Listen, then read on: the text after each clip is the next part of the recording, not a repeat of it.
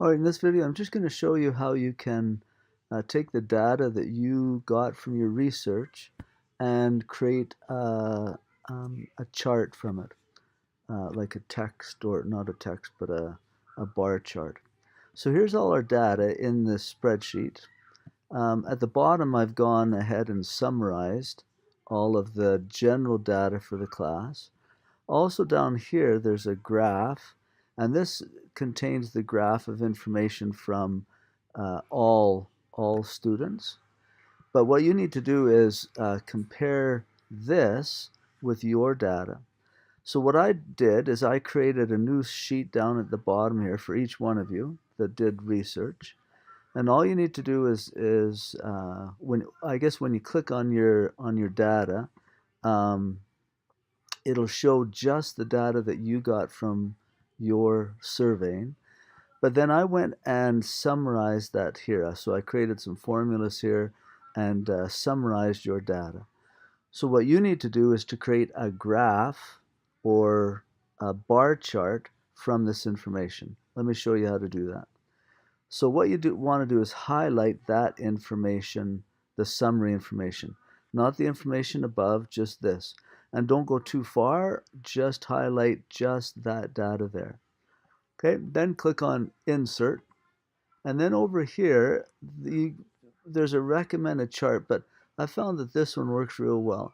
If you click on that drop down, this one here, this clustered column graph, you can play with some other ones if you want, but this one seems to work. So you click on that one and it creates a chart based on your information. Now, this is too small for us to print, so I want to make it bigger. So the way you do that is, if you're still in this chart design menu, way over here at the side, there's something called Move a Chart. And what we'll do is we'll move it onto its own page. So I'm going to click there, and I want to create a new sheet right there, and well, you can call it anything you want. I'm just calling it Chart 2. So I click OK, and up pops my chart on a clean page. If you want to do some arranging, or if you want to do some prettier stuff with this thing, you can click on different kinds of charts. There's 3D looking kind of ones, whatever. There's color things you can change, whatever you want to do.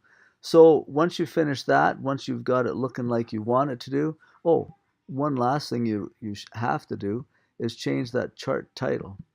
So the chart title, this one, whose sheet am I on? I think this is Chantel. So Chantel's research results, or something like that. Okay, get rid of that title there. Okay, so once you've got it looking like you want, and you've changed the title at the top, then up here, click on File, go to Print, and when you click Print, it should print off your data. Okay, so once you have that, then you want to print this one off, and you want to print off the general one.